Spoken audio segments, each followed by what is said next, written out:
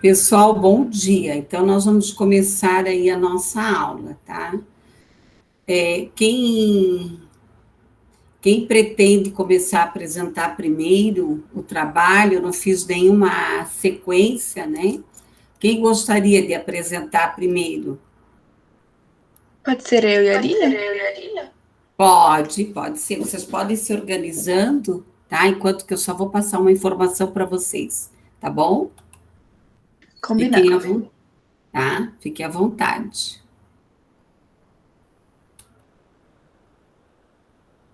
Documentos, cadê vocês?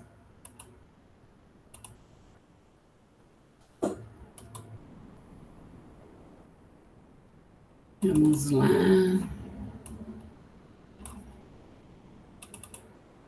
Podem se organizando, tá?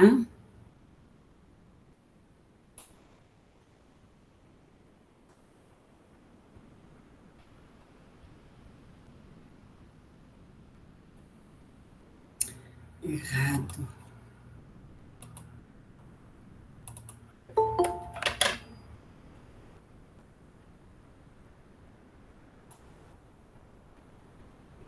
Uhum.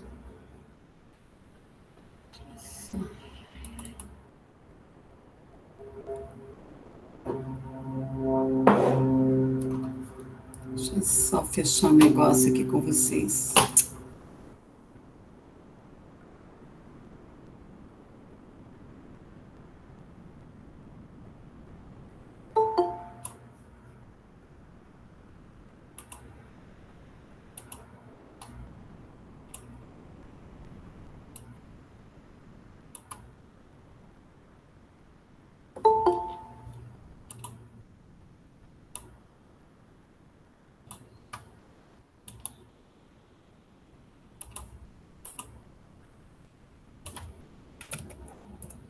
Pessoal, então, só para ficar claro aí a nossa nota, né? Então, as provas, elas vão começar dia 1º de dezembro e vão até dia 7 de dezembro, tá? Daí vocês têm a nota da prova integradora que já foi passado, né, para vocês.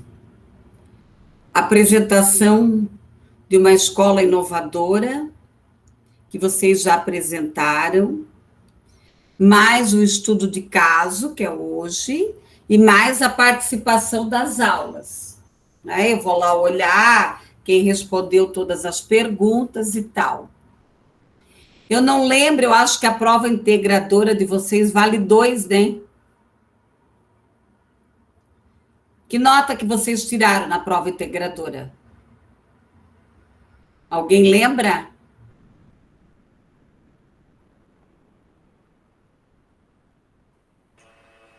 Foi Prof, passado. Oi? o valor é 2 mesmo. Então ali é só trocar, né? Mas aí o pessoal passa a nota para mim, daí eu já somo direitinho. Bom, semana que vem, que é dia 23, ainda nós vamos fechar os conteúdos, porque tem muita coisa ainda que ficou para trás. E dia 30, nós vamos fazer a revisão da prova, tá? Tá bom? Daí para fechar aí, né, o semestre. Deixa eu ver que mais, se eu tinha mais alguma informação. Não. Eu vou desligar o microfone para vocês começarem a apresentação, tá? Então, vamos lá. Só um minuto, vou abrir a tela aqui da apresentação. Conseguem me ouvir certinho? Carol, tá aparecendo só metade agora. É melhor deixar menor, Ele tá... Pode deixar assim. Tá. Então, bom dia a todas. Nós pegamos um estudo de caso que reflete um pouco sobre o autismo e os processos de aprendizagem na escola Arthur Bispo do Rosário, que fica em Aracaju.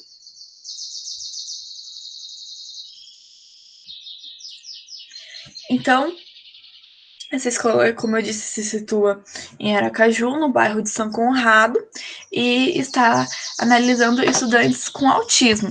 Nessa perspectiva, eles buscaram compreender como se dá a alfabetização e a inclusão da criança dentro da escola. O estudante analisado foi o Tiago Ferreira. Ele apresenta autismo leve e, a princípio, se percebeu que os outros estudantes tiveram uma aceitação bem tranquila quanto a ele, incluíram ele nas brincadeiras, porém ele apresentava um certo grau de agressividade com os outros, né? O que acabou chamando a atenção da equipe. Então, algumas outras informações sobre ele é que ele é um estudante de classe baixa, morador de periferia do bairro, e também possui pais portadores de necessidades especiais. Então, para que fosse possível investigar esse estudante, a pesquisa foi separada em 2 etapas. A primeira, que foi uma pesquisa teórica, onde se buscou levantar questões sobre as leis que regem a inclusão escolar, sobre o que é o autismo, suas definições, e para realmente ter um embasamento do que se buscava observar. Então, em um segundo momento, foi oferecido um questionário para os funcionários da escola, para que eles relatassem como que era o Tiago e diante de seus comportamentos, como ele se comportava no cotidiano e tudo mais.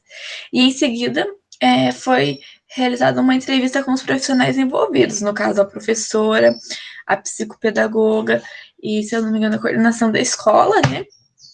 E eles estabeleceram, os autores, né, do estudo de caso que nós estamos apresentando, eles realizaram uma aproximação do estudante, buscando observar como ele se comportava, como era,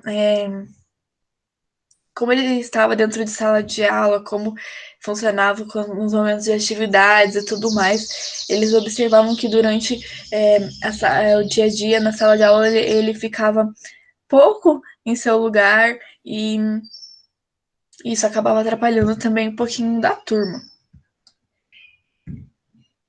Então, como que aconteceu a metodologia e as intervenções que a equipe da escola realizou? Então, juntamente com uma psicopedagoga e com a direção da escola, eles fizeram juntos o encaminhamento ao CRESE, que é o Centro de Referência em Educação Especial. Primeiramente, porque o aluno ele apresentava algumas dificuldades de aprendizagem e no comportamento, e foi daí que saiu o laudo que a criança tinha o autismo. E na sala que essa criança estava, a professora não tinha conhecimento nenhum sobre o que era autismo, como trabalhar com uma criança com o autismo. Então, essa professora, ela teve que buscar por si própria alguns novos conhecimentos, ainda que superficialmente, para começar a trabalhar através de uma nova metodologia com essa criança, tendo um novo olhar para ela, né? Não, digamos assim, somente que essa criança, ela não conseguia aprender, pelos pais também terem alguns aspectos de problemas mentais e por falta de comportamento. Essa criança ela tinha um laudo específico que a escola anteriormente não tinha conhecimento e que agora a professora estaria buscando novas formas e novos conhecimentos aliados ao autismo. Então, a partir do momento que a criança recebeu o laudo, teve um trabalho aliado entre a escola, os professores, a equipe diretiva, e a psicopedagoga, que ajudou também ele a trabalhar outras questões. E, a partir, né, dessa evolução do trabalho, eles observaram grandes avanços, que vai mostrar no gráfico a seguir. Nós pegamos esse gráfico também do artigo das autoras. Tem algum erro de português ali, mas é erro das autoras, que elas enfatizam que esse estudante ele começou, né, esse projeto de intervenção em 2010 e foi até 2013, até o momento atual que elas estavam realizando a pesquisa. Como a gente pode observar ali, em 2010 ele tinha um alto índice de agressão, um baixo desenvolvimento e uma baixa taxa também de comunicação. E com o trabalho realizado com a psicopedagoga e com a escola sendo aliadas e uma ajudando a outra, essa criança ela teve grandes avanços, mostrando ali um alto desempenho agora uma comunicação, uma interação melhor com os colegas, até nas brincadeiras. Ele se tornou mais participativo, mais carinhoso, e os seus índices de agressão acabaram que diminuindo. As autoras também, elas deixaram algumas propostas de intervenções que a escola poderia realizar diante desse estudo de caso que elas realizaram. Uma delas é que a equipe diretiva ela levasse para a Secretaria da Educação o conhecimento desse caso e principalmente que as professoras elas não tinham uma preparação adequada e principalmente básica para trabalhar com crianças com deficiências dentro da sala de aula. E também recomendaram que a escola fornecesse, né, ou recomendassem aos seus profissionais que eles realizassem o curso, eu não sei como que pronuncia, mas eu acredito que seja TEACSH, que é um curso baseado em métodos psicoeducacionais, que tem... É TEACH. TEACH? É TEACH. Ah, então tá bom, obrigada. Método TEACH. Isso. Que daí, nesse curso, eles buscam promover ações que o professor ele consiga entender como que ele pode facilitar o acesso, né, ao potencial de cada estudante individualmente. E muitas vezes, pensando na turma como integral, o professor não tem essa visão. Então, quando ele consegue enxergar a criança que tem um potencial individual, ela consegue desenvolver um trabalho melhor até com as habilidades dessa criança. E esse curso, ele orienta, né, como que o profissional ele deve trabalhar com as crianças autistas do começo, o meio e até o fim. Então, essas duas foram atitudes que as autoras viram que era necessário para que também esse trabalho com essa criança seja realizado também de maneira efetiva. E essa é a nossa referência do nosso estudo de caso.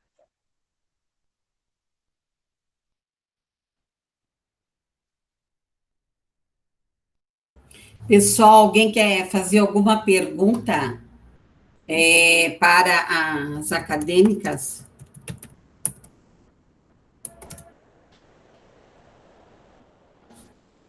Alguém gostaria de fazer alguma colocação, alguma pergunta? Não? Então, meninas, eu tenho uma pergunta para vocês duas.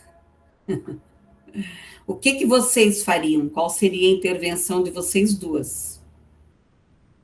Como pedagoga da escola?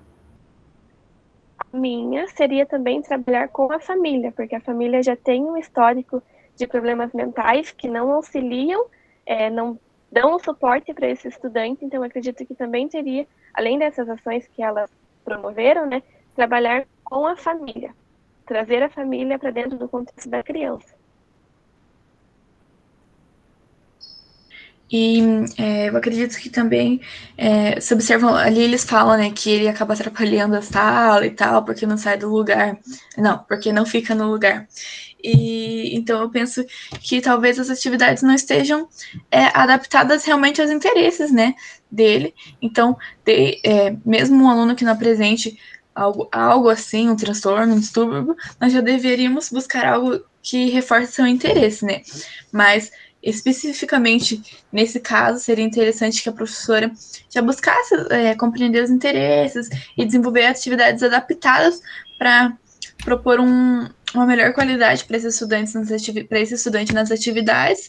E não sei, né? Aí teria que ver como que funciona a questão da cidade com tutores, alguma coisa assim, mas que eles pudessem solicitar, né, com o meio a prefeitura, para que tivesse esse apoio também para esses momentos, né? Uhum. Então, tá. Pessoal, vai ter um item na nossa aula que eu vou falar um pouco para vocês na próxima aula sobre as práticas de inclusão, né? Sobre a questão das práticas de inclusão. Eu passei para vocês essa nova diretriz aí do governo, tá? Porque nós tínhamos uma que era de 2015, que tinha sido assinada pela presidente Dilma. Então, houve algumas reformulações, mas não é nada drástico, tá? O que mais é enfatizado nesse governo é que os pais, eles possam ter a possibilidade de escolher se eles querem colocar numa escola regular ou numa classe, numa escola especializada. A presidente Dilma mandou fechar todas as escolas especiais, né? O único estado que manteve as escolas especiais abertas foi o nosso, o Paraná, até porque existem algumas pessoas da área da inclusão que são radicais, eu não sou radical, tá? Nesse ponto eu não sou radical, acho que nós temos que ter o bom senso. Esse estudante, ele precisa estudar aonde ele está bem, tá? Aonde ele está bem assistido, que tem possibilidade dele aprender, dele avançar, nas suas especificidades, nas suas dificuldades aí, tá? A inclusão é uma coisa muito séria. O que fazem com o autista, às vezes, é crime, porque obrigam ele a ficar num ambiente que ele não se adapta, ele é muito sério isso, tá? E eu só vou chamar a atenção de vocês em relação a algumas questões, né? Hoje nós usamos o termo TEA, né, que é transtorno do espectro autista, tá? Então, quando vocês forem apresentar um trabalho, alguma pesquisa, vocês usam o TEA. Claro que no dia a dia você acaba falando autismo, porque toda hora, transtorno do espectro autista, isso vai cansando, né? Então, no popular, a gente usa o autismo, tá? Isso é uma questão. Uma outra coisa, né, que é um termo que já caiu desde 2002. 2002 começou uma discussão que as pessoas com deficiência, elas não se consideravam portadoras, tá? Então, esse termo, portadoras de educação especial ou pessoa especial, esses dois termos, eles caíram. Claro que ainda está na Constituição, está em vários documentos, inclusive que eu mesma trabalho, né, nos cursos que eu ministro e nas disciplinas que eu trabalho, tá? Mas, né, quando você for utilizar um documento que tenha lá portador, ou que tenha lá educação especial, você só coloca uma observação embaixo, tá? Inclusive tem repórteres, às vezes, que falam, o próprio, pessoas do governo, às vezes, que falam esse termo, tá? Mas ele não é mais utilizado, foi um movimento que os deficientes falaram que eles não estão portando de uma deficiência, eles foram questionar isso, tá? E vocês sabem, tá? Principalmente os surdos, eles são muito unidos, eles têm um movimento mundial, eles são bem articulados, então, quando eles percebem qualquer coisa, tá? Qualquer documento que sai aí, que eles vão para cima, eles questionam, né? Tanto que quando muda o governo, eles são os primeiros a ir lá para Brasília. Eles são danadinhos, tá? Mas isso é mais intuito, né, de informação e tal. Pessoal, excelente o trabalho de vocês, eu acho que o autismo é uma coisa que quanto mais eu me aprofundo, mais eu tenho certeza que eu não sei, já tive vários casos, eu tenho estudantes, a maioria que eu trabalho, né, trazem, né, o TEA, a questão do autismo. Eu falo, né, semana passada, foi a semana retrasada, eu participei de uma reunião com um menino que quer fazer educação física na Uniandrade, e a mãe me botou na parede, né? O que a instituição vai oferecer, né? Mas ele utiliza cadeira de roda, ele tem paralisia, né? Ele é PC. Eu falei, olha, a inclusão, ela é uma construção, né? Então, por mais que nós temos aí o método ABA, a comunicação alternativa, o método TIT, agora tem um monte de gente estudando sobre alimentação. Eu tenho uma amiga que tem 2 filhos autistas, ela importou trouxe um remédio dos Estados Unidos, tem muita gente aí boa querendo descobrir, e tem muita gente sendo mercenária, né, enganando os pais, prometendo cura, e uma palhaçada aí, né? Então, é o que eu digo, né? Que a inclusão, ela é uma construção. Tá? Então, nem todo estudante que vai para o ensino comum, que vai para o ensino regular, que ele tem uma deficiência e que ele tem um transtorno, dá certo, igual a Noni Andrade. Nós tivemos casos que, com essa pandemia, por mais que eu me descabeçasse, né, ficasse despenteada, que ficasse ajudando os professores, eles não deram conta, eles preferiram esperar para voltar no presencial. Tá? Então, é uma construção. Eu acho que isso é que eu vejo, que quem trabalha na educação tem que ter um nível de poder egóico na questão da frustração muito forte. Porque você tem muitas frustrações. Às vezes você investe naquele estudante e ele não te dá retorno. Tá? Isso para o professor é frustrante, né? Igual um médico. Quando ele tem que dar uma notícia para o paciente, né? Vai lá e dá um prazo, daqui a 2 meses, acabou a vida para você. Tá? Então, é isso. Né? Às vezes você investe, e não só no estudante que tem um laudo, né? Mas no geral. Tá? Muito bem, meninas, a nota de vocês é 2, parabéns pelo trabalho, tá bom? Muito obrigada. Alguém quer comentar alguma coisa, quer fazer alguma pergunta? Prof, eu queria comentar sobre até a tua própria fala, né? Você falou que a inclusão ela é uma construção, e essa construção ela acaba sendo um pouquinho mais difícil porque ela é feita de modo individualizado. Então, embora seja o autismo, né, o transtorno, ele seja algo, um transtorno, mas o ser humano no qual não é portador, né, que fala, é outro nome. PCD, pessoa com deficiência. Isso. Embora essa pessoa ela tenha essa deficiência, ela não é igual a todas. Então, é construir com pedras, né? E não tijolos, porque tijolos, eles são todos retinhos, e pedras, elas são todas diferentes. Então, é essa construção, principalmente na inclusão, porque eles são todos diferentes, embora sejam deficientes de uma deficiência que é considerada igual, né? Então, um surdo, ele é um surdo, porém, ele possui a sua individualidade.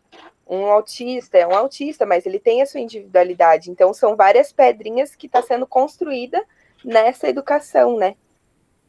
Então, muito bem, parabéns, Marcela. Muito bem, amei a sua contribuição. Eu nunca tinha pensado, sabe, nisso, nas pedras e no tijolo.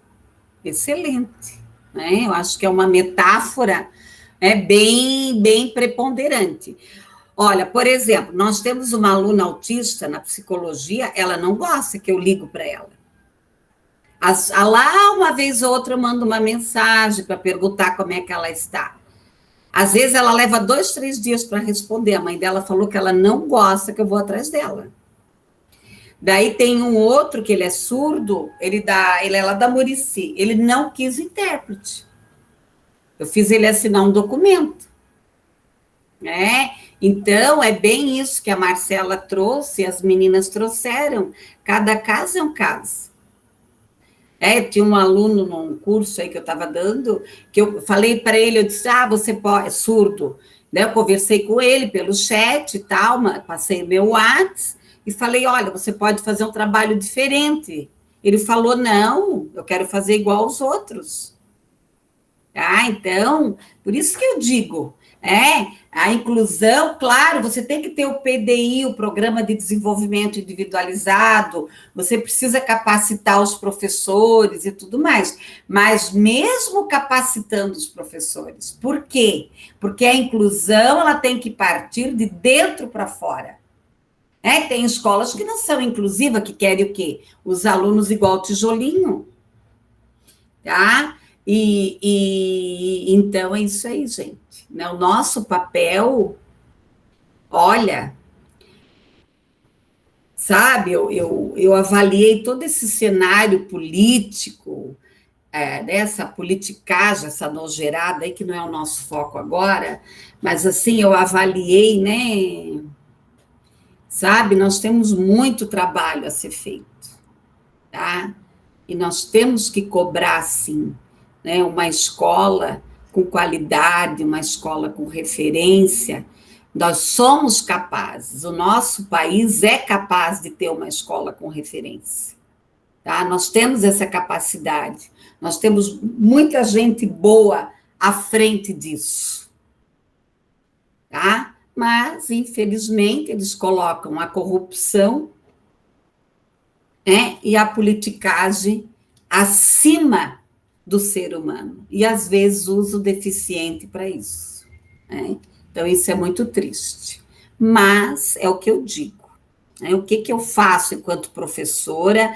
Eu trabalho há anos com isso, desde 84, 85. Vou falar claramente para vocês, cada caso é um caso. É um desafio novo, é uma situação nova, Você tem que ir lá procurar as portinhas de oportunidades, as janelinhas, né, que nós falamos, tá? Mas eu penso que dentro da sala de aula você faz uma diferença, você não precisa se envolver com essa podridão. Muito bem, meninas, quem é o próximo grupo? Prof, pode ser eu? Pode.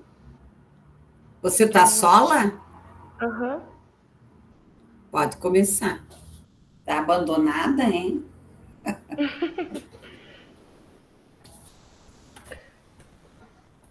A Jéssica Bonato.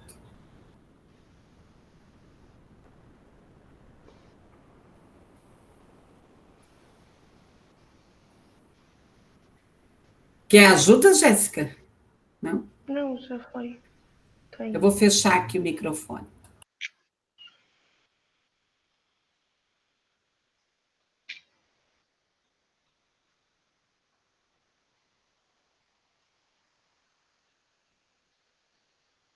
Tá dando para aparecer bem?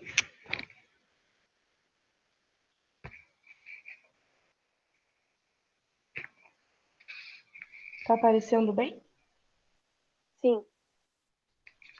Tá, então o meu estudo de caso, ele já tem uma visão psicopedagógica, desculpa ali o errinho, que eu esqueci o C, e também já foi feita algumas intervenções. Então, a identificação, o nome, só um minutinho, eu esqueci.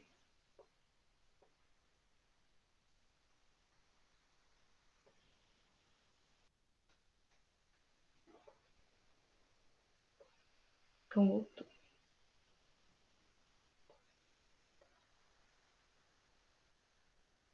Peraí.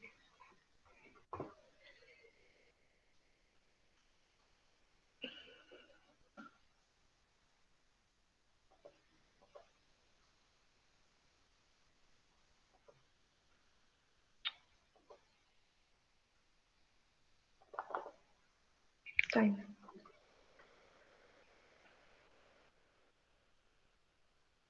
Eu não tô conseguindo colocar na tela cheia. Pronto.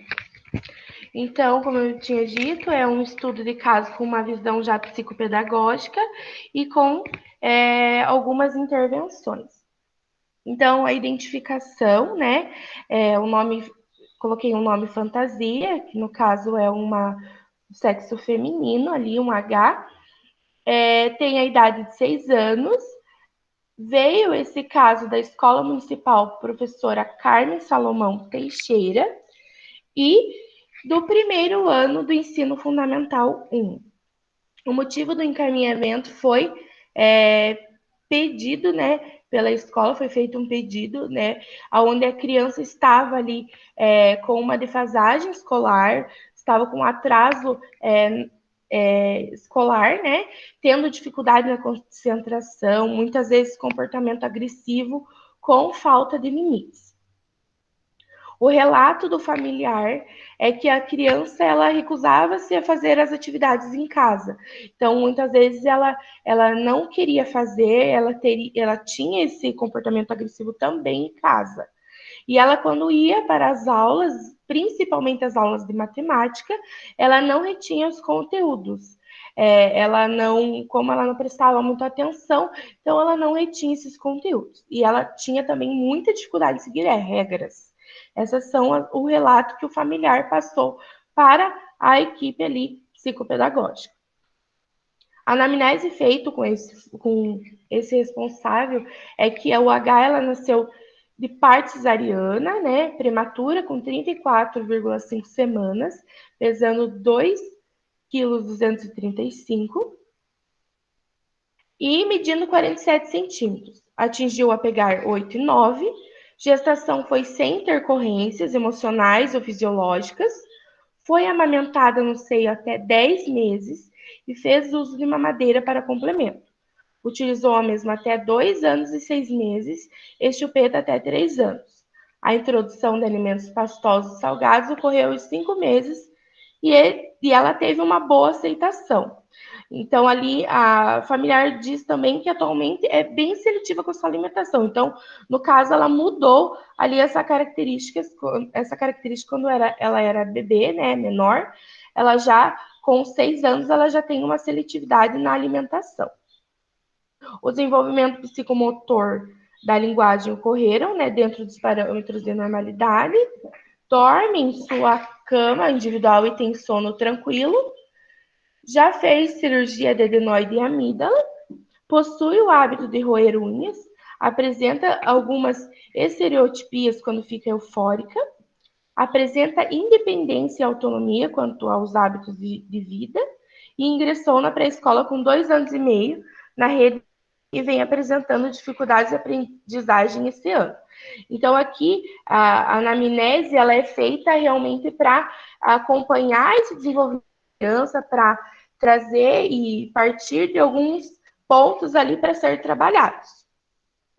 Os instrumentos que já foram utilizados e avaliados com essa criança, foi feita a entrevista operativa centrada na aprendizagem, que é o IOCA, que é uma entrevista, uma avaliação onde dá um papel para a criança e um lápis, para ver o que ela faz com esse lápis e com esse papel. O diagnóstico operatório, a avaliação psicomotora, técnicas projetivas psicopedagógicas, provas pedagógicas de acordo com a sua idade, que podem ser aplicadas na sua idade, o SNAP-4, que é um formulário onde os pais precisam preencher para trazer novos apontamentos. Então, o comportamento nas sessões, né, que esse psicopedagogo, ele visualizou com H, né, ela se ali das sessões, ela se mostrou educada, simpática, não apresentou recusa a não entrar na sala, onde aqui, né, ali pelo relato da familiar, ela era agressiva, não tinha interesse. Aqui ela apresentou interesse, respondeu tudo que lhe foi perguntado. Ela foi muito participativa, não se queixou nas realizações, né? Só que ela, muitas vezes, ela não compreendia o que era solicitado, né? No caso, a psicopedagoga deveria ficar repetindo, repetia, até ela entender o que era para ser respondido ou o que ela precisaria fazer. Então, ela apresentava estereotipias com as mãos, né? Ficava mexendo as mãos e fazendo vários outros movimentos constantes. Então, o seu desenvolvimento cognitivo. Ela está no estágio pré-operatório simbólico, né? Onde se dá o surgimento da linguagem, do desenho, da imitação, da fantasia, do faz de conta e do simbólico. então o período onde o indivíduo ele dá alma aos objetos. Ali eu coloquei animismo porque é quando, assim, coloquei até um exemplo, né? Quando às vezes a criança ela dá alma às coisas que não tem. Muitas vezes é ali que nem o carro do papai foi dormir na garagem, né? Então ela dá alma, dá vida a objetos, né? Linguagem, então, ela está em nível de monólogo coletivo, ou seja, onde todas as crianças elas falam ao mesmo tempo, mas não respondem às argumentações propriamente feitas. A socialização, ela é vivida, né, ela está na fase ali da socialização de forma isolada, mas dentro do coletivo, onde ela pode estar em um coletivo, mas ela fica em forma isolada. O desenvolvimento psicomotor, né? H ela é canhota para ouvidos, então membros superiores e destra para outros. Então, ou seja, para ouvir, para fazer algumas outras coisas, ela é canhota. Ela identifica e nomeia partes secundárias do corpo humano. Ela não tem noções de direita e esquerda em si mesma. Ela tem essa cruzada, ou seja, qual é a direita, ela fala que é a esquerda, qual é a esquerda, ela fala que é a direita, tanto qualquer lateralidade, assim, ela tem esse cruzamento e não tem essa noção. Então, ela apresenta uma boa coordenação motora ampla, mas necessita de treino na coordenação motora fina, no traçado, na própria movimento de pinça. Então, os aspectos pedagógicos, né, de relatos, é que a H encontra-se na fase pré-silábica da escrita. Em língua portuguesa, reconhece e escreve apenas as letras do alfabeto, não realiza a leitura e escreve apenas o primeiro nome em letra caixa alta. Não realiza a junção de sílabas, mas consegue ler com algumas com auxílio, né? Então, vamos supor, se tiver mala, ela não consegue fazer essa junção das sílabas. Mas, às vezes, se você falar ma, daí fala LA, ela fala ma-lá, daí ela consegue realmente, dando esse suporte, esse auxílio, enfatizando as letras, ela consegue fazer essa leitura da sílaba. E em matemática, ela realiza a contagem até o numeral 14. Ela sabe diferenciar letras de números, não resolve operações simples de adição, não reconhece formas geométricas, mas reconhece todas as cores. Então, aqui ela tem realmente uma dificuldade. Se você mostrar tanto círculo, triângulo, qualquer forma geométrica, ela não reconhece. Ela pode falar nomes bem aleatórios, mas as cores ela reconhece todas. O desenho, ela está na frase do pré-esquematismo, onde ela já atribui ali o significado ao que ela desenha. Então, ela já sabe, muitas vezes não sai o desenho, né, que perfeito aos nossos olhos, como dizíamos, mas ela faz o desenho de acordo com a sua imaginação, com a sua criatividade, e ela fala que é aquilo e traz significado àquilo que ela desenha. Não atribui cores nos desenhos de acordo com a realidade, ou seja, a árvore é verde, ela pinta de azul, o tronco é marrom, ela pinta de rosa. Então, ela não traz essa atribuição de cores nos desenhos. Então, o parecer diagnóstico foi feito onde ela conclui, né, que ela realmente apresenta dificuldade com atraso cognitivo e pedagógico, né, onde ali ela tem algumas defasagens, como o próprio dito, vindo do parecer pedagógico. Então, ela foi encaminhada para uma avaliação neuropediátrica. A minha intervenção pedagógica sugerida, né, é que eu proponho que os professores trabalhem através de jogos e atividades lúdicas, né, que são com conceitos básicos, né, partindo ali, vindo de alfabeto, números, enfim, toda essa defasagem que ela tem de formas geométricas, partir com jogos e atividades lúdicas para ver como que é o desenvolvimento dela, né? Então, de acordo ali com Alves e Bianchin, 2010, página 284, no lúdico, manifestam-se suas potencialidades e, ao observá-las, poderemos enriquecer sua aprendizagem, fornecendo por meio dos jogos os nutrientes do seu desenvolvimento. Ou seja, brincando e jogando, a criança terá a oportunidade de desenvolver capacidades indispensáveis à sua futura formação e atuação profissional, tais como atenção, afetividade, concentração e outras habilidades perceptuais psicomotoras. Então, aqui nós percebemos que realmente o lúdico, né, o brincar aprendendo, o brincar interagindo, traz várias noções para com a criança. Então, aqui, né, como tinha dito, as intervenções, elas seriam conhecer o alfabeto, explorar cada letra, conhecer e explorar os números de acordo com os jogos, né, de uma forma em atividades lúdicas, propor leitura de livros de acordo com a sua compreensão de leitura, propor algumas regrinhas para as realizações, onde ela terá que ter ali, como ela é difícil com regras, ela não aceita regras, então ela partir dos jogos, as regras, né, para as realizações. Trabalhar com jogos educativos para melhorar todos os fatores apontados, como a falta do conhecimento das formas geométricas, como a defasagem ali em matemática e em outros apontamentos. Os jogos sugeridos seriam jogos de estratégia, que trabalha com sabedoria e habilidades, jogo de ação, que desenvolve o psicomotor, jogos lúdicos, jogos lógicos, jogos de aventura, jogos interativos, simular, educar e assessorar, jogos treino e prática, revisão de aula, onde ela vem da escola com alguma dúvida, ela traz esses jogos de treino e prática para trazer essa revisão de aula, jogos de simulação, que é a exploração de situações fictícias, de situações com risco, jogos de adivinhar, jogos de passar tempo, jogos de aprender, atividades didáticas digitais. Então, aqui nós vemos realmente que tem uma diversidade de jogos que podem ser trabalhados com essa criança, né? Onde pode ser abordado todos ali os conceitos trazidos das dificuldades, da defasagem que ela possui ali, do atraso cognitivo. Então, com esses jogos ali, vai estimular a memória, vai estimular a criatividade, a imaginação e trabalhar com todos também os aspectos mencionados. E aqui estão as referências que eu utilizei.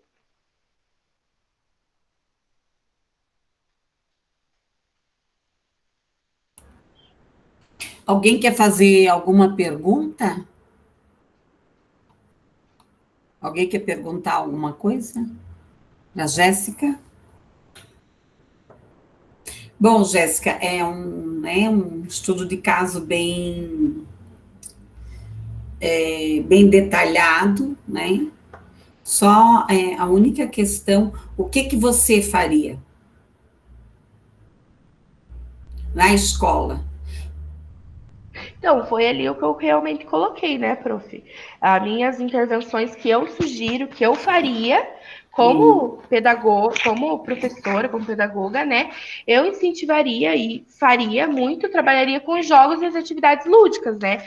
Mostrando, enfatizando ali realmente como ela não conhece ainda as formas geométricas, onde na educação infantil geralmente se trabalha, né, com formas, com construções, trabalhar com jogos, atividades lúdicas, assim, com aquela gama ali de jogos que eu mencionei, para estar desenvolvendo esses atrasos, essa dificuldade que ela tem na aprendizagem. Tá, então, assim, ó, é uma questão, o trabalho está muito bom, né, trouxe todo o roteiro. O que eu vi ali, só a palavra cirurgia, eu acho que a palavra cirurgia ainda vai acento, né? Acho que não tinha. Foi o que eu achei. Acho que vai ainda, que eu me lembro. Tá? É igual máscara, né? Que você vê de palavra máscara por aí sem acento, né? Então, só isso que eu vi lá no teu slide, tá? Eu acho que é bem interessante, só que, veja bem uma coisa, nós temos que pensar uma coisa assim, ó. Eu já participei de várias discussões em relação assim, até quando eu coordenava as salas de recursos de aprendizagem, tá? Quando eu coordenava as salas de recurso de aprendizagem, eu tinha professoras que a sala de recurso de aprendizagem você trabalha com jogos, mas também com projetos. E eu tinha várias professoras que só trabalhavam com jogos, tá? Que só trabalhavam com jogos. Então, o que eu tenho que pensar? Tá?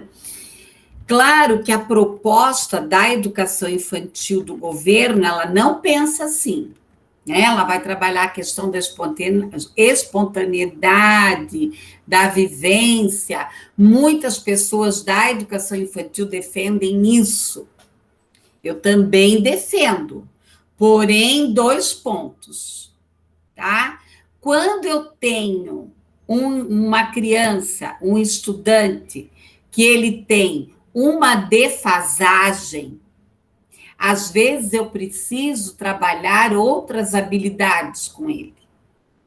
Por exemplo, o rasgar, o cortar, o cheirar, o explorar, o traçar, o pular corda, o andar de bicicleta, tá? Então, eu vejo, eu acho excelente a nossa proposta, né, da BNCC, a antiga também. Eu acho que a educação infantil no Brasil, o que falta, às vezes, é colocar em prática, realmente, os municípios, os estados, as escolas particulares, se unirem e trabalharem realmente, seriamente, em cima disso, tá?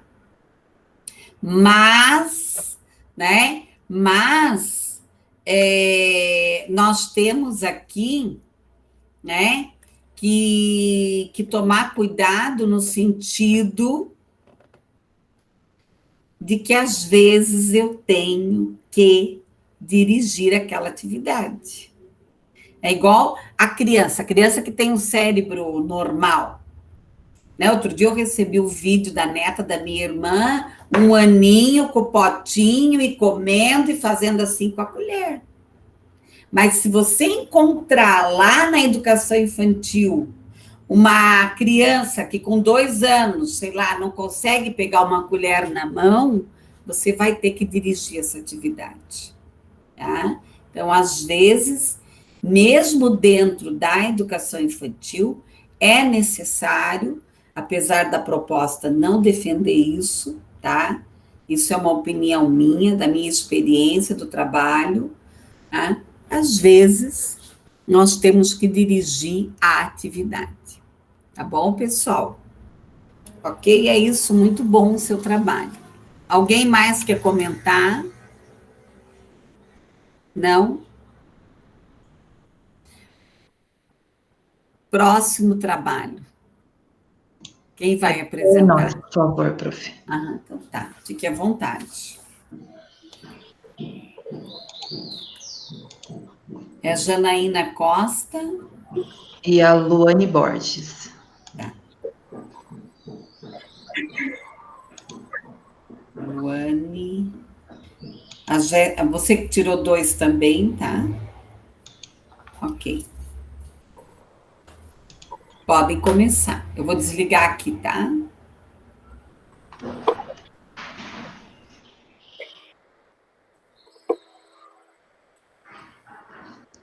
Então, bom dia. A gente escolheu o nosso estudo de caso psicopedagógico e intervenção escolar.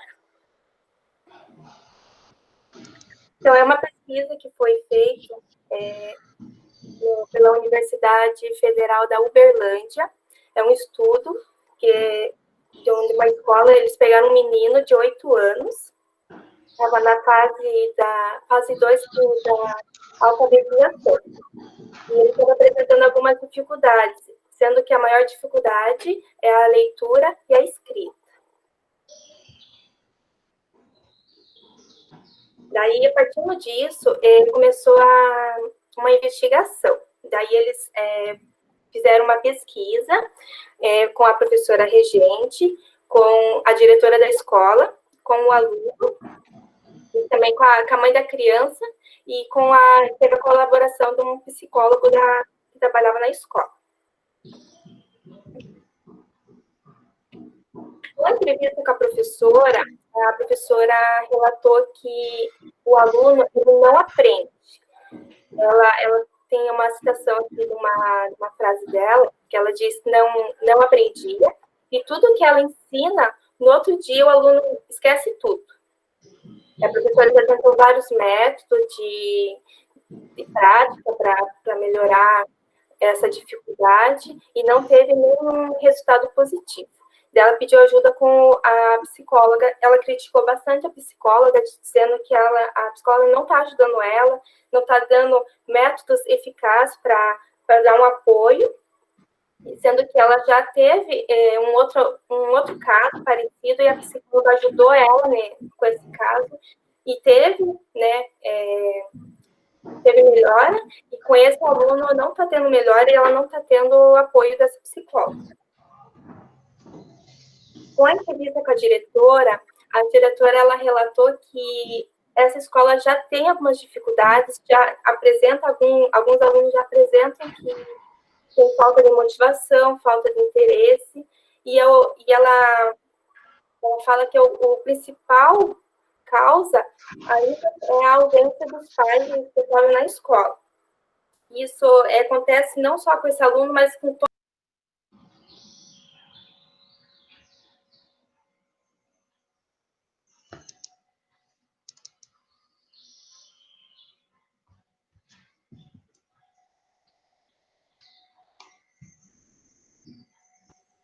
Vocês estão me ouvindo? Aham, sim. Então eu Continua, acho, Janaína. eu Continua. acho que caiu a internet dela, estava bem ruim. Então, a fala da diretora, ela dizia que ela estava enfrentando esse problema na escola porque os alunos estavam desmotivados, eles não queriam, o rendimento de escolar deles estava bem baixo. Então, o caso não se referia somente a esse estudante, né? Então, a família. Então, foi feito uma anamnese com a mãe desse estudante, né? Para tentar entender o que estava acontecendo com ele, né? O que justificava essa desmotivação e esse fato de que eles afirmavam que o aluno não aprendia. Então, a mãe relatou que ela sofria de alcoolismo, e o pai, né, do aluno também tem esse problema com a bebida, e o pai também vai à escola para tratar de problemas dos estudantes, do aluno, mas quando ele vai, ele sempre está embriagado. Então, eles encaminharam esse estudante para a psicopedagoga, e a colocação dela foi que, para a realização do presente estudo, a pedido da mãe e da escola, os mesmos sendo justificados com a fala, o aluno não aprende, se limitando à leitura e à escrita. Então, diante dessa fala, a psicopedagoga levantou a hipótese de dislexia.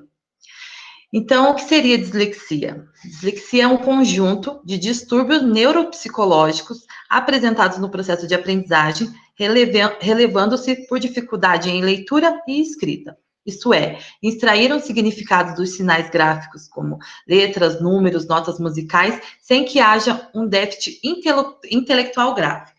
Então, a dislexia é essa dificuldade, né, em fazer essa troca de letras. Muitas vezes eles trocam letras parecidas, o P pelo T, o M, N. Então, o estudante tem essa dificuldade na leitura e na escrita, porém, não interfere em nada no intelecto dele, né?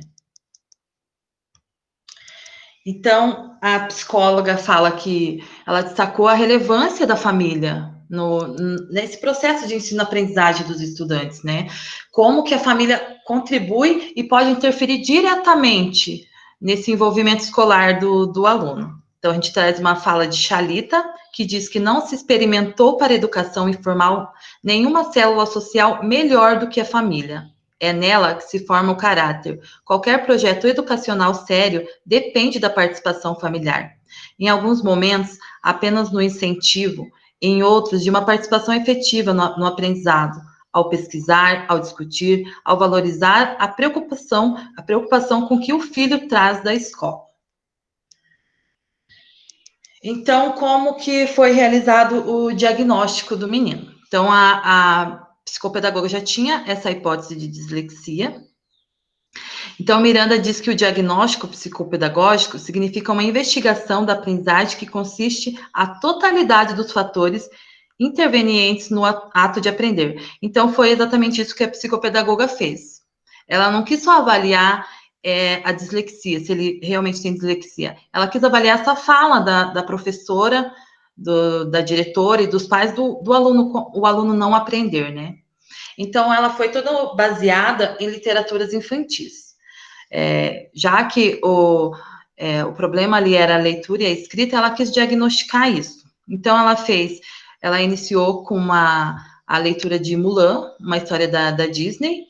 Então, ela realizou a leitura dessa história, e depois ela pediu para ele fazer um labirinto em relação aos personagens dessa história. Depois ela propôs uma cruzadinha ao estudante, com os personagens também, com o nome dos personagens, e, por final, ela realizou um ditado, com palavras que estavam no texto, para ele escrever. Então, ela concluiu que, assim, como assim o aluno não aprende? Porque ele conseguia solucionar problemas, ele raciocinava em relação ao que ela perguntava, ele questionava, ele criava suas próprias hipóteses.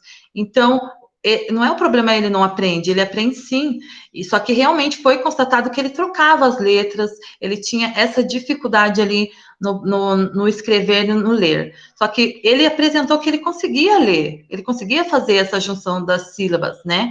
Porém, ele tinha essa dificuldade em troca com algumas letras, né? Então, qual foi o procedimento que a psicopedagoga fez? Então, ela também continuou nessa proposta da literatura infantil. Então, ela iniciou com o livro do Pinóquio. Então, ela pediu para que ele fizesse a leitura da história do Pinóquio. Ele ficou meio nervoso, mas fez. E ela percebeu que ele conseguia sim, que ele estava fazendo a junção das sílabas. Ele não estava lendo a história de acordo com as figuras. Mas que ele, tipo, ao invés dele falar menino, ele colocava o N, ele falava nenino. Então, ele tinha essa troca ali nas palavras. E depois que ele fez essa leitura, ela pediu para ele fazer um desenho em relação à história e depois escrever um breve parágrafo para ela poder fazer a análise do texto.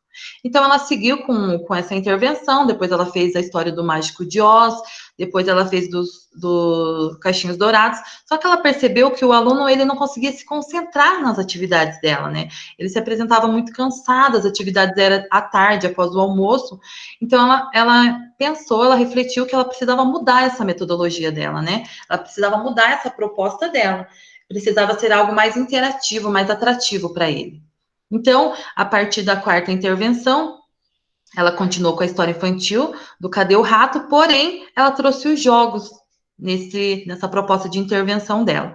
Então, ela ia contando a história através de tampinhas de garrafa, ela ia colocando os jogos no meio da história, e ela sentiu essa interação bem maior por parte do estudante, e até os resultados apresentados foram bem melhores, assim, sabe? Aí ela continuou com essa intervenção. Na quinta proposta foi a história da Aprendiz de Feiticeiro.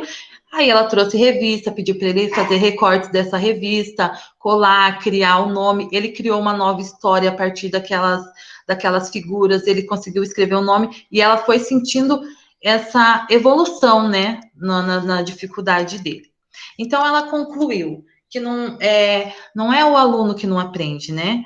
Que se você tiver metodologias corretas que atendam aquelas necessidades daquele estudante, que sejam atraentes, você consegue sim que aquele aluno aprenda. Então, ela traz essa reflexão sobre a fala, né, dos pais dos professores. Então, todo momento eles queriam colocar a culpa no estudante, o estudante não aprende. Em nenhum momento eles buscaram refletir sobre suas práticas, qual o motivo do aluno não estar conseguindo aprender, né?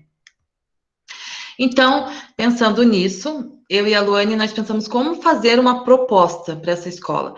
Foi bem complexo, porque a gente pensou, meu Deus, tem problema familiar esse estudante, né?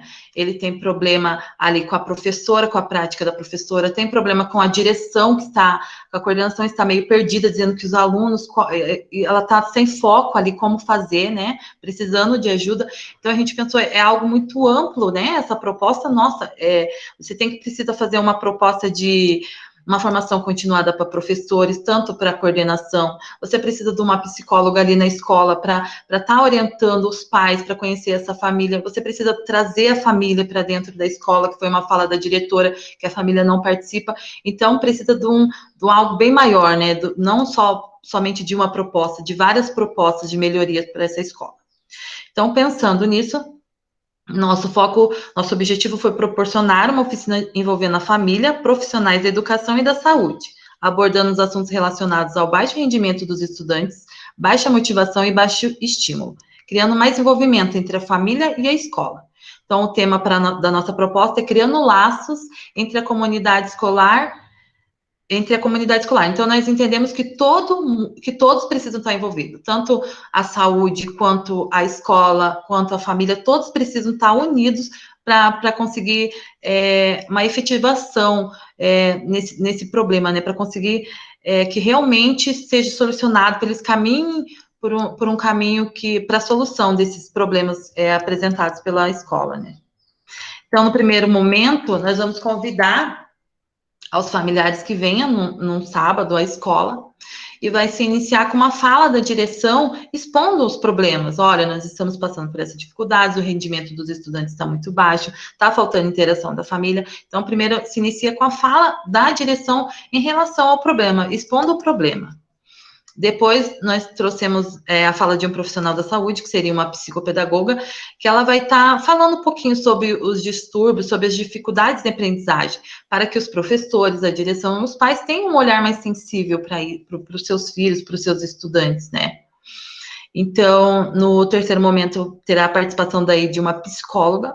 Ela trará a relevância dessa interação família-escola, a importância da família estar presente na escola, o quanto que a família impacta nesse processo de ensino-aprendizagem dos estudantes, trazendo uma fala mais de sensibilização por parte dos professores, para ter esse olhar mais sensível para motivar esses estudantes.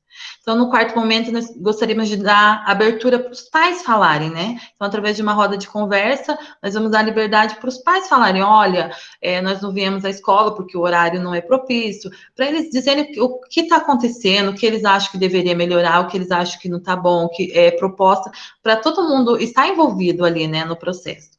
E no quinto momento, nós pensamos, e anteriormente, criar um vídeo com os alunos no processo de ensino-aprendizagem, registrando fotos e vídeos deles, ali no processo de ensino na escola, nos intervalos, para meio que uma sensibilização de todos, né? Aí, a partir dessa apresentação, desse vídeo dos alunos ali na escola, teria uma fala dos professores, né? Uma fala motivacional, tipo, olha, nós precisamos de vocês, nós precisamos caminhar juntos, nós estamos todos em busca do mesmo objetivo, que é a formação do sujeito consciente, reflexivo, para o futuro dos seus filhos, dos nossos estudantes. Então, uma fala de motivação mesmo. Então, o que nós pensamos? Que, primeiramente, teria que ter esse momento, sabe? De diálogo entre todos, de expor o problema, de todo mundo falar, de todo mundo ter a consciência que precisam caminhar junto, né? Que precisa ter uma psicóloga, uma psicopedagoga auxiliando ali no trabalho na escola. Então, nós entendemos que depois desse momento precisa, sim, de várias intervenções individualizadas para o professor, para a direção, para a melhoria, né, dessa escola que está passando por essas dificuldades. Então, aqui foi as nossas referências. E é isso.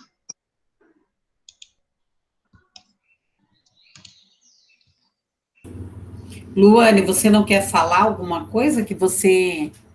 Ai, caiu na internet, prof. Estava na casa da minha mãe. Não faz não. Mas pode falar, fique à vontade.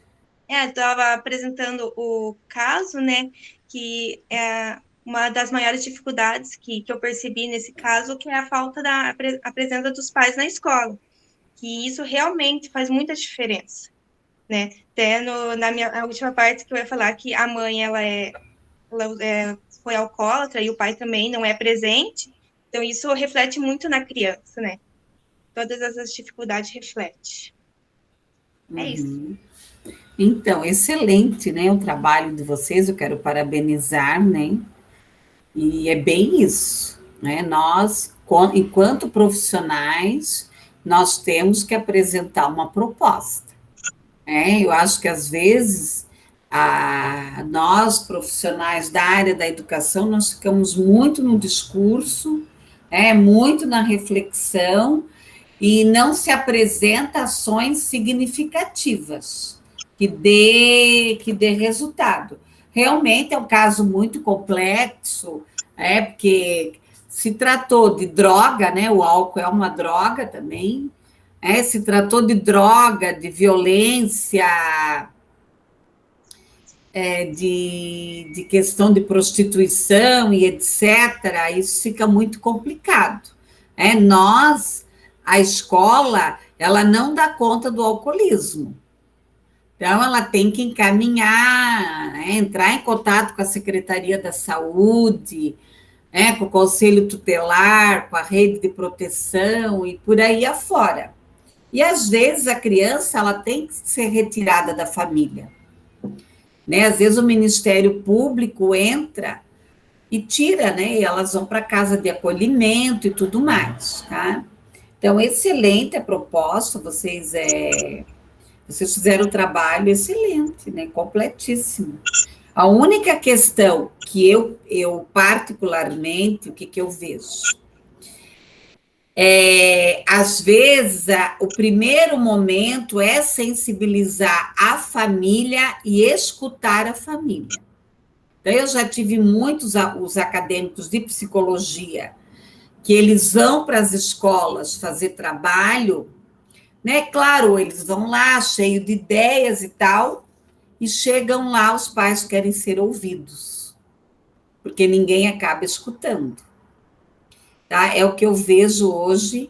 Eu tive uma reunião semana passada, até uma colega não gostou muito do que eu falei, se eu reclamar dos pais que eu trabalho, olha, todos me atendem, eu converso com eles dão retorno, tem um caso que é mais difícil, daí toda semana eu falo com a mãe, eu fico em cima, falo mãezinha, barará, sabe? Então, tenho problemas, nesses casos aí também, coisas nessas situações aí que vocês relataram, tá?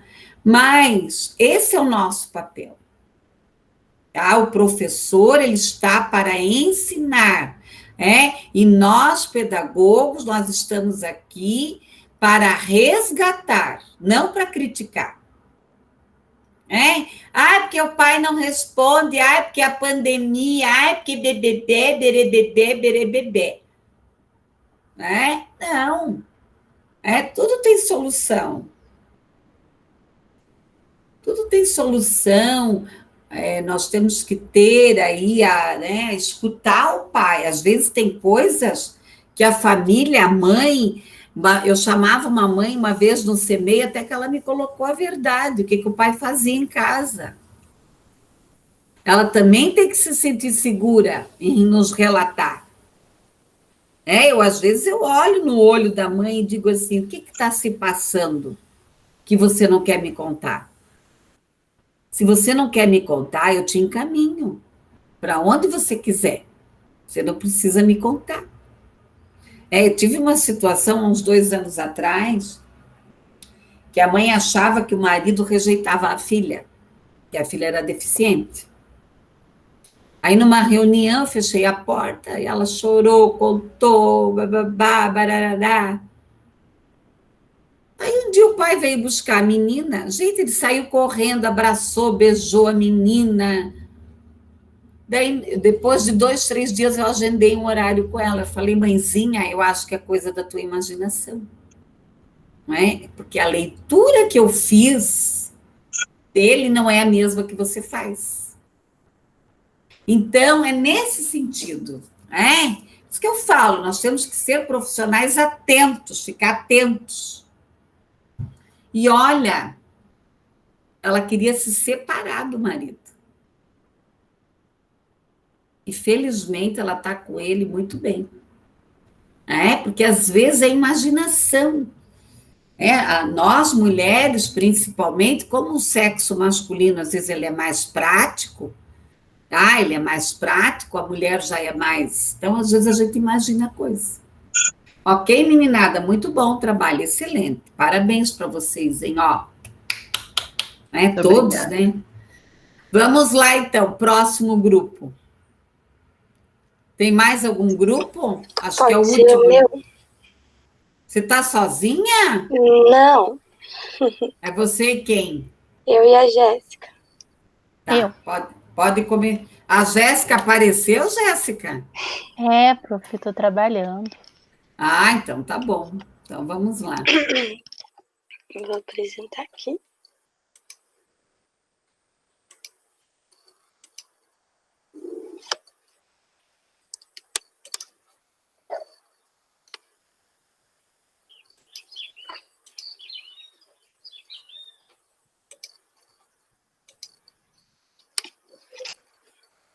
Tá aparecendo? Tá. Pode começar. Pode pular esse, Lari.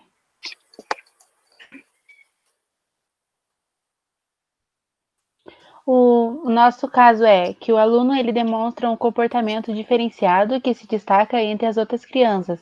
Ele tem um comportamento muito agressivo, gosta de andar pela sala, se envolve com todos os colegas e apresenta confusão de pensamento. Ele se expressa com clareza e, ao se sentir contrariado, se torna muito agressivo.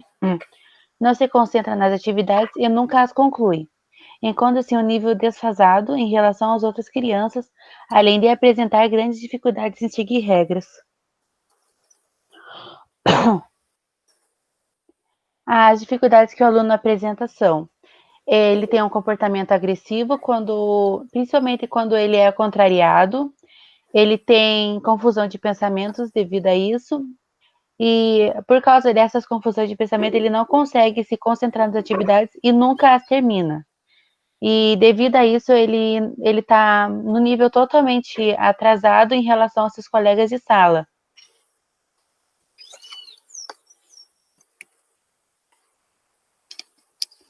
E diante do diagnóstico apresentado pela mãe, a criança tem o transtorno de conduta, que, segundo Bourdin e Ford, eu acho que é isso, o transtorno de conduta se caracteriza pela tendência permanente em apresentar comportamentos socialmente inadequados, que ferem as regras do convívio social e que eventualmente transgridem as leis dos estados, considerando o transtorno psiquiátrico mais frequente na infância e preocupação constante para a família e clínicos. O transtorno de conduta é mais comum no sexo masculino e a criança acima de 10 anos. Então, a escola, a primeiro momento, a professora observou o que estava acontecendo com o aluno, entrou em contato com a coordenadora e, assim, eles buscaram a família, né? Então, ali, através de uma conversa com a família, a escola percebeu o que estava acontecendo e encaminhou o estudante para tratamento psiquiátrico. A professora fez um relatório sobre todo o comportamento e o rendimento desse estudante, só que a família rejeitou esse procedimento.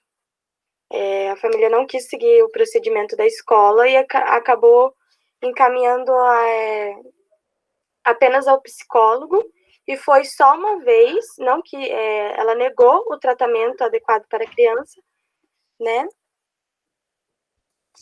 Então, a família, durante a conversa realizada com a escola, ela relatou que os comportamentos apresentados em sala, eles podem estar ligados a antecedentes familiares, como repressão, maus tratos, e também pode ter a ver com a chegada do seu irmão mais novo.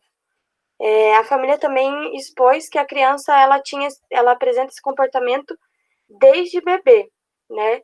Então, após a conversa com a escola, como foi falado anteriormente, ela recusou a proposta da escola de levar a criança ao psiquiatra, alegando que o filho não tinha nenhuma dificuldade.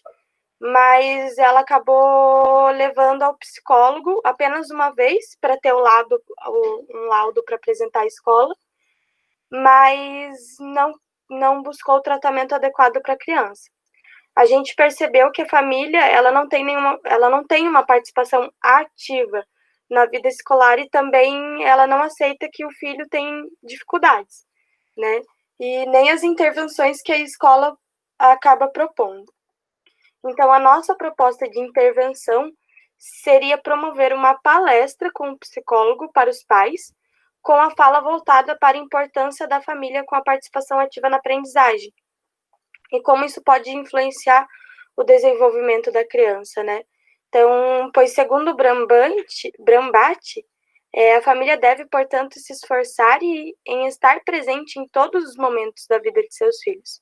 Essa presença que implica envolvimento, comprometimento e colaboração. Deve estar atenta às dificuldades, não só cognitivas, mas também comportamentais. Estar pronta para intervir da melhor maneira possível, visando sempre o bem de seus filhos, mesmo que isso significa dizer sucessivos nãos às suas exigências.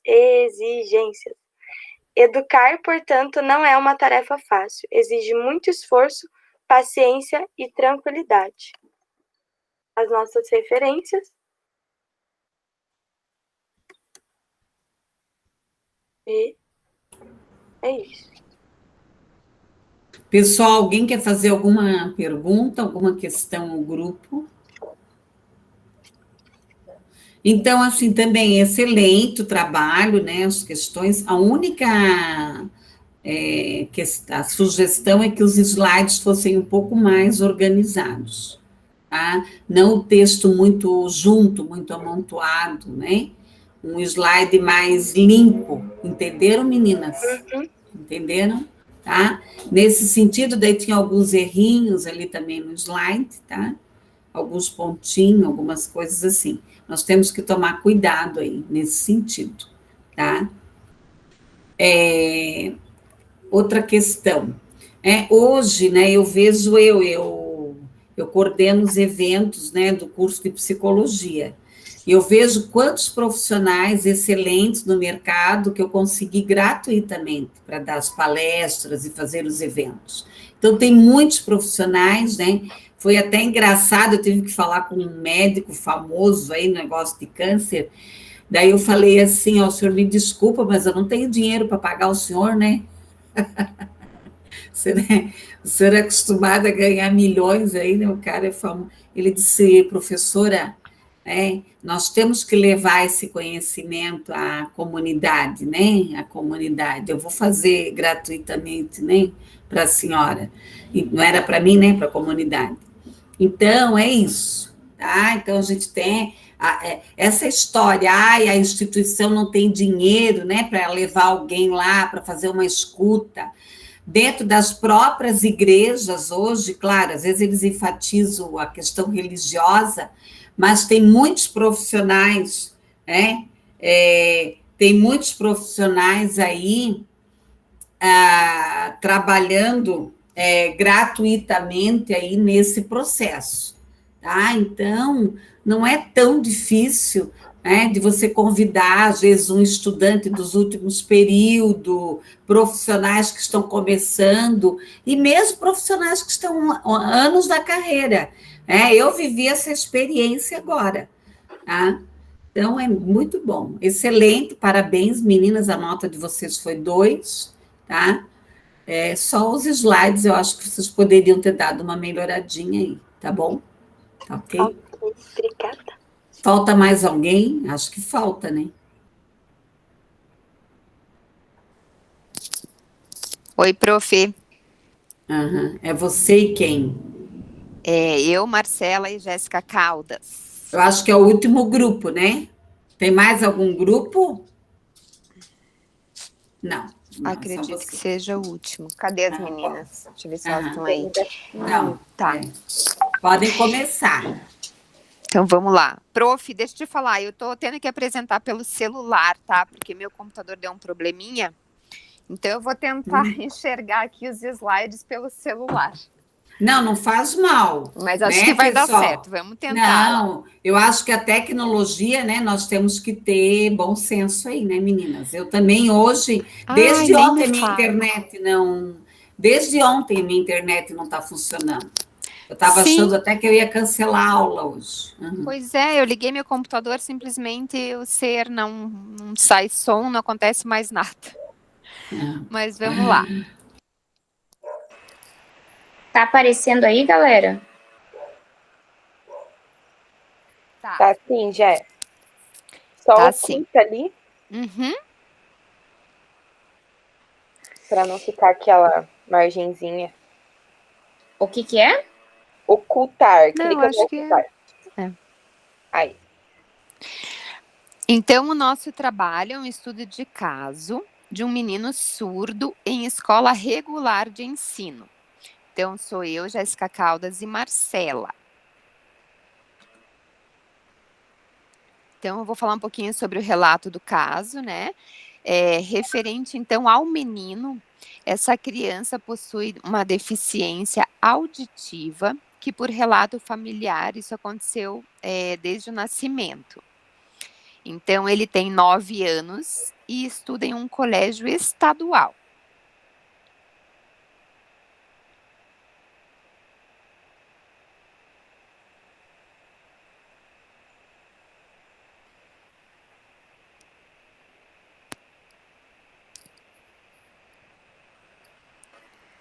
Então, referente às aprendizagens desse menino, ele possui algumas facilidades, né? Que é boa coordenação motora. Ele reconhece algumas letras e números, associa números e pequenas quantidades e tem facilidade com jogos. E também ele possui algumas dificuldades. Então, ele tem uma falta de interesse em atividades de escrita e leitura e a permanência em sala de aula. E a professora relata que a criança, quando ela está em sala de aula, ele é muito agitado. Então, ele é agitado demais, ele não gosta de ficar sentado, ele não gosta de realizar algumas atividades, né, igual ali, por falta de interesse, relatado por ela. Mas a gente vai ver que não é bem assim. Então, ele possui acompanhamento, né, quanto às intervenções, ele possui um acompanhamento com a professora do AEE, que é o atendimento educacional especializado. Seria mais ou menos a profissional de apoio que a gente vê nos dias atuais, né? A gente... Então, conforme... é você ainda, amiga, desculpa. Então, conforme, né, a proposta, de acordo com a Lei 10.436, ficou reconhecido a Libras como uma linguagem brasileira de sinais, e aí houve o quê? O uso da linguagem de sinais é necessário. Então, vamos lá nas graduações de nos cursos de fonoaudiologia, letras, pedagogia, magistérios e nos cursos de educação especial. Para quê? Para trazer essa facilidade quanto ao uso de Libras, olhando a inclusão, né? Olhando esse aluno, essa deficiência dele. Não desconsiderando ele.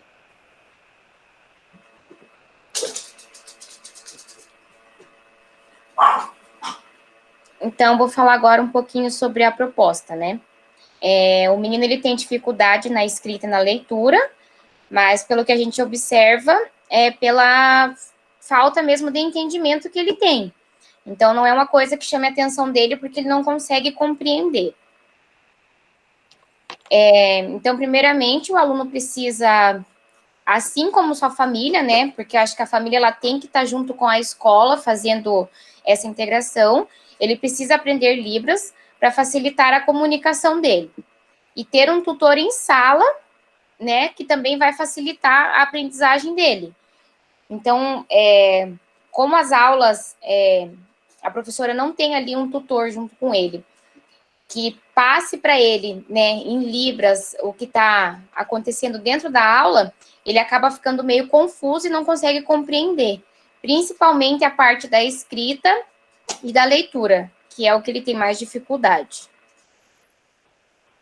Então, aqui tá nossas referências, né, o estudo de caso ali, o nome do menininho é Nicolas, e ali sobre o regulamento.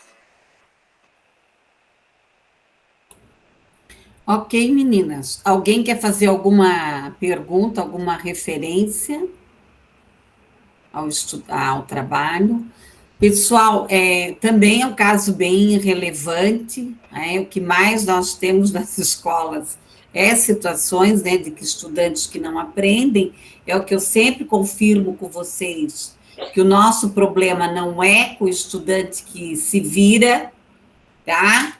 Que se vira, mas sim com aquele que realmente ele não dá conta, ele não consegue acompanhar aí o processo, às vezes, o currículo mínimo, né? O currículo mínimo, tá? A única sugestão que eu dou para vocês também, uma organização melhor nos slides, e a palavra referência, ela estava sem acento, tá? Isso é só são detalhes, né? Que às vezes até os meus slides também tem problema, né? Eu também passa despercebido, né? Isso faz parte, tá? Isso é só mais para tomar cuidado mesmo, tá?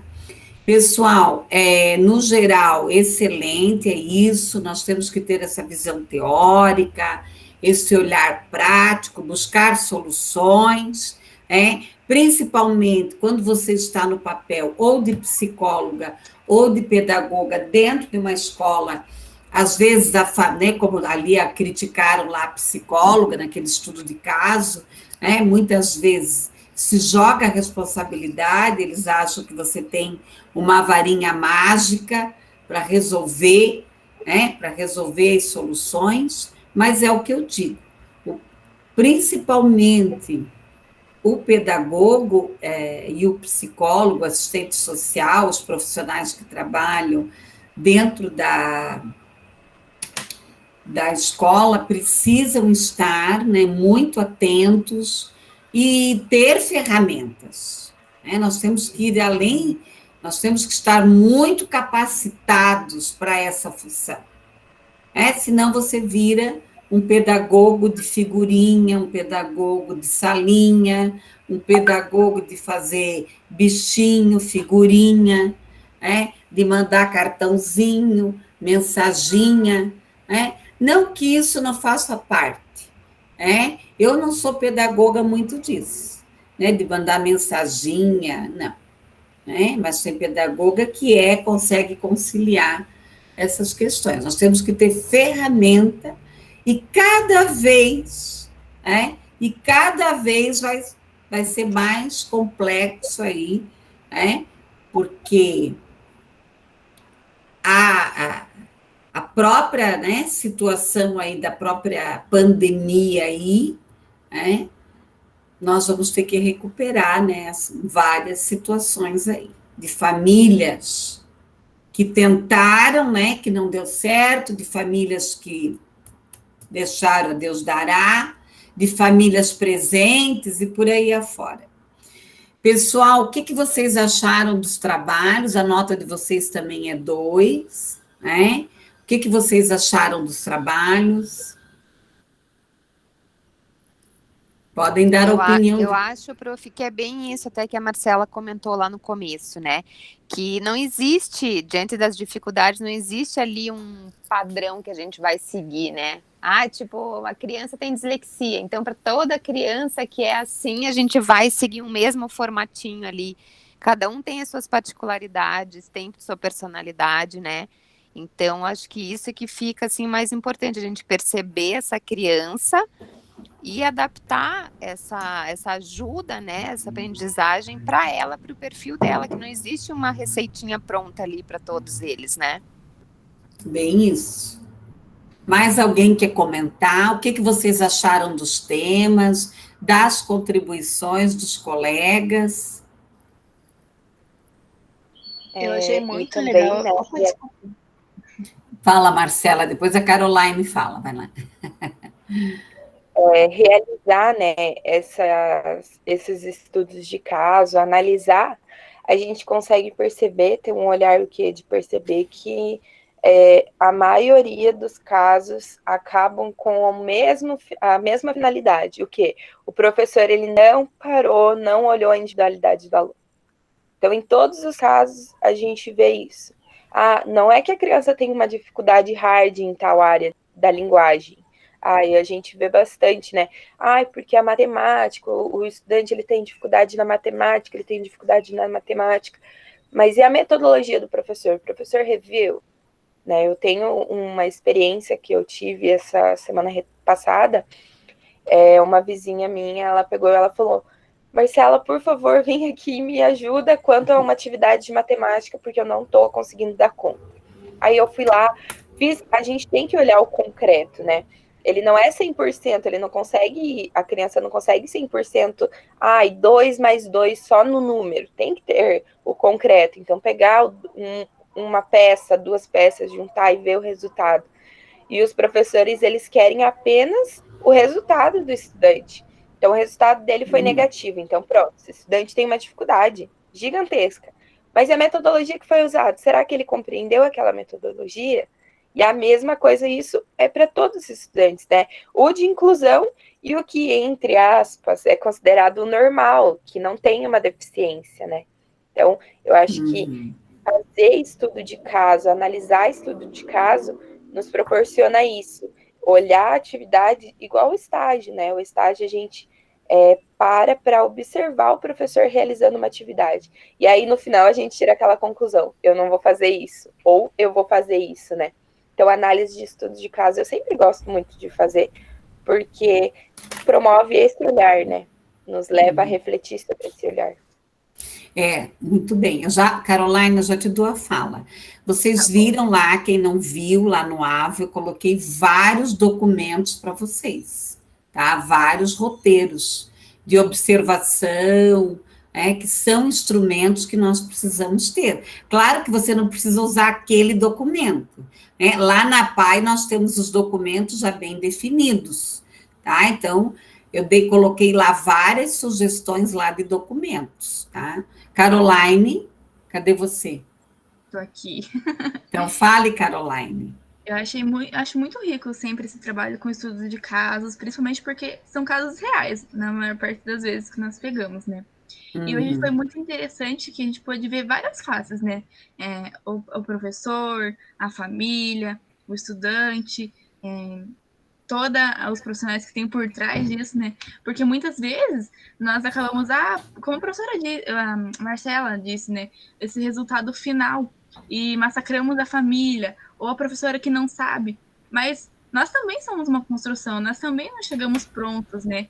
Então, é muito importante isso para que, dentro de um contexto escolar mesmo, pensando que a gente estude nossos casos e elabore nossa formação continuada, né? Para que a gente possa avançar, para que a gente possa agir com essas famílias, né? Porque nós não somos processos acabados, né? E é muito legal isso, gostei bastante dessa experiência. E assim, mais alguém quer falar? Queria só falar só para concluir ali o que eu achei. Fiquem à vontade, eu estou adorando hoje que pode falar. Vai lá, Janaína. No nosso estudo de caso, igual quando a gente acabou de ler e foi pensar em uma proposta, eu falei: meu Deus, Luane, tem problema com a família que tem alcoolismo, tem problema com a direção, com a professora, com a interação da família. Eu falei assim: meu Deus, como que a gente vai criar um projeto, né? Uma proposta. Aí depois a gente pensou: mas realmente isso acontece em todas as escolas. A gente vai passar por esses problemas em todas as escolas. Então, a gente, diante desses estudos de caso, a gente pode refletir sobre a importância e sobre a responsabilidade que a pedagoga exerce nas escolas, né? Então, isso é bem legal. Para você refletir: meu Deus, se eu fosse pedagoga dessa escola, o que eu faria? Sobre a responsabilidade da pedagoga nas instituições de ensino mesmo, né? Por isso que, às vezes, né, eu sou muito a favor, né, que às vezes a pedagoga fica preenchendo muito papel, muito na burocracia, que pode pagar o estagiário, colocar alguém ali para auxiliar ela, e ela está muito mais dinâmica dentro da escola. Aconteceu um fato comigo, bem interessante, que eu tenho uma mãe que ela não sabe ler e escrever. E assim, foi muito difícil de trazer ela para o contexto escolar. E eu fui insistindo, e ela tem uma menina que sabe ler e escrever. Aí agora, né, agora ela vai na escola, ela leva as atividades para mim, ela leva a filha dela que sabe ler junto, aí eu explico para a menina, tá? E a coisa mais engraçada é que daí elas têm dificuldade, assim, de ir lá postar as atividades para mim no Whats e tal, mas tudo bem, né? Daí sexta-feira, acho que foi sexta-feira que deu uma trovoada, não sei que dia que deu trovoada, ele pegou o celular e ele tem bastante dificuldade. Isso falou lá com a dificuldade dele, perguntou se estava chovendo na minha casa. Aí eu falei que sim, tirei foto, mandei para ele que estava chovendo. Ele disse: se cuida, professora, se cuida, professora. Então, veja bem uma coisa, né? O que nós temos que entender neste processo, nesse momento, e não só nesse momento, mas dentro da sala de aula, né? Que retorno que esse estudante está me dando? Às vezes nós ficamos muito presa num retorno, e ele traz outro retorno, mas que é um resultado. Por isso que eu digo que a formação do profissional que trabalha na área da educação, primeira coisa, ele tem que ser uma pessoa humana. Se ele não for uma pessoa humana, tá? Ele pode saber Piaget, cabo a rabo, rabo a cabo, saber Freud, sei lá quem tudo. Ele não vai ter sucesso como profissional. Ok, pessoal? Parabéns para vocês, excelente o trabalho, muito obrigada, tá? Pelas contribuições, aprendi bastante com vocês hoje, tá bom? Valeu. Eu vou gravar a aula, tá? Mais alguém quer falar? Posso encerrar? Então, tá bom. Obrigada, prof. Até semana que vem. Tchau, tá? Qualquer coisa é só me chamar, tá? Tá bom. Tchau. Tchau. Obrigada, prof. Até semana que vem. De nada, meus amores.